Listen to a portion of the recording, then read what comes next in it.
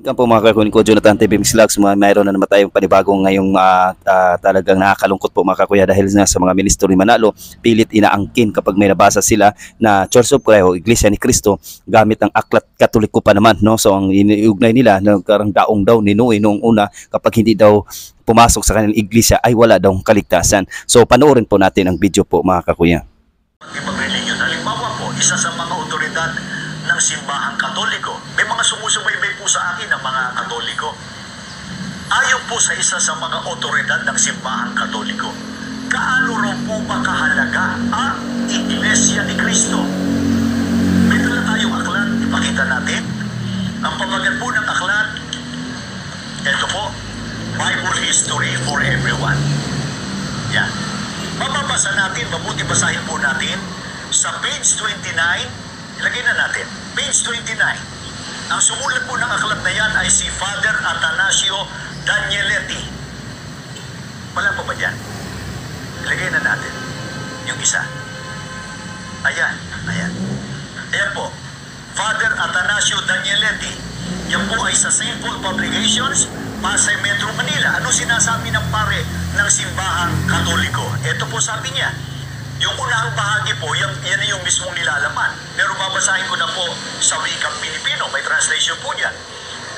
Ang daong ni Noe ay isang dakilang sagisag ng Iglesia ni Cristo. Ang Iglesia ni Cristo ay ang kaligtasan ng lahat ng kaluluwa. Ito ay gawa ng Diyos. Aklat Katoliko po yan. Ano pahayag po ng paring Katoliko? Yun doon pong daong ni Noe. Isang sagisag o simbolo ng Iglesia ni Cristo.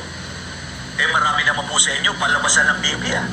Basahin po nyo aklat ng Genesis. Siguro naalala pa po ninyo.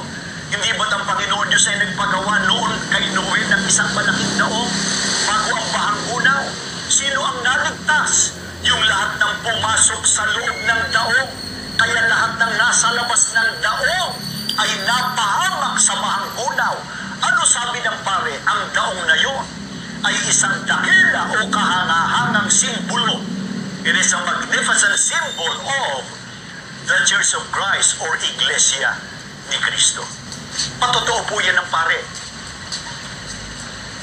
Kaya marami po na mga dating hindi kaanib sa Iglesia ni Cristo, nang maunawaan nila yung doktrina at aral ng Biblia, iniwan ang kanilang dating relihiyon at pumasok po dito sa loob ng Iglesia ni Cristo. Panood nyo po mga kakuya ang video po mga kakuya, no? So nakakalungkot lang. So totoo kaya ito mga kakuya? Sinong Iglesia ni Cristo ang tinutukoy kaya dito mga kakuya? 1914 ba o ang Catholic Church? So bago ang lahat po mga kakuya, intro muna tayo, pasok.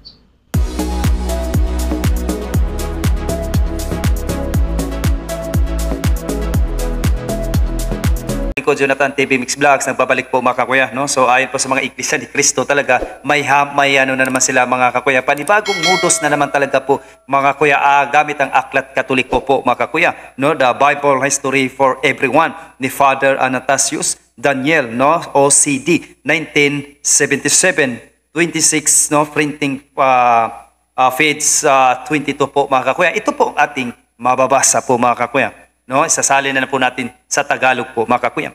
Siya ay dapat kilalanin bilang ganoon ng lahat ng tao, ang Iglesia ni Cristo. Sabi ni St. Agustin ay naitatag sa tulong ng mga himala o wala ang mga ito. So therefore po mga kakuya, may napapansin kayo mga kakuya, Iglesia ni Cristo. Kaya nga pilit nila, tingnan nyo, gamit ang aklat Katoliko, Iglesia ni Cristo. So may napapansin kayo mga kakuya, ito ay sulat niya, sabi ni St. Agustin. So allergy sila po mga kakuya ng mga santo. Dito pa lang ay booking na po sila mga kakuya. So ito tuloy po natin mga kuya, pagbasa po mga kakuya.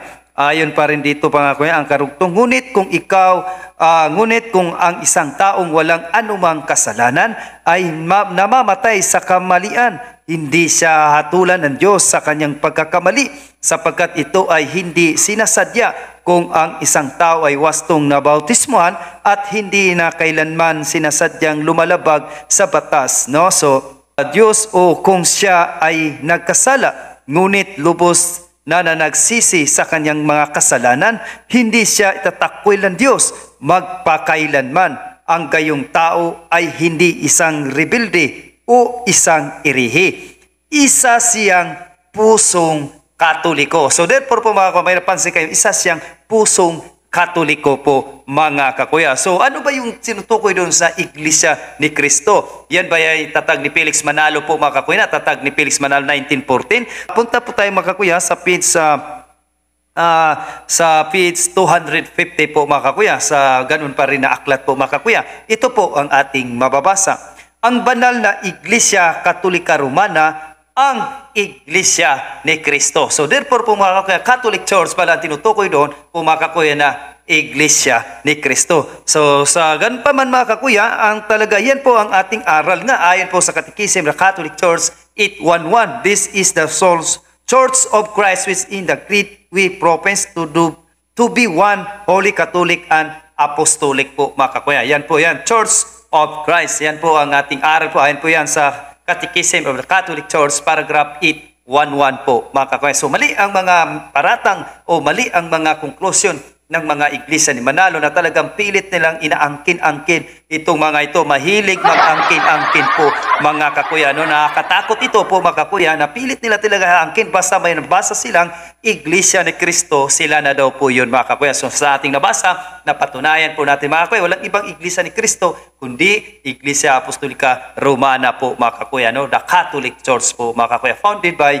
Jesus Christ. So muli mag-aral at magsuri talaga tayo mga kakuya para hindi tayo madingkoy sa iba't ibang uri na tatag lamang ng isang tao. Ayon po sa Hosea 4 verse 6, my people are destroyed for lack of knowledge. Kaya nakakatakot talaga po mga kakuya kapag wala tayong background sa tunay na pananampalataya na tatag ng ating Panginoong Jesucristo. Maaari tayong matangay ng mga sikta na tatag lamang ng isang tao. So muli, maraming salamat sa inyo at God bless po sa ating lahat po mga kakuya. No, pagpalain tayo ng makapangyarihang Diyos sa ngalan ng Ama, ng Anak at ng Espiritu Santo.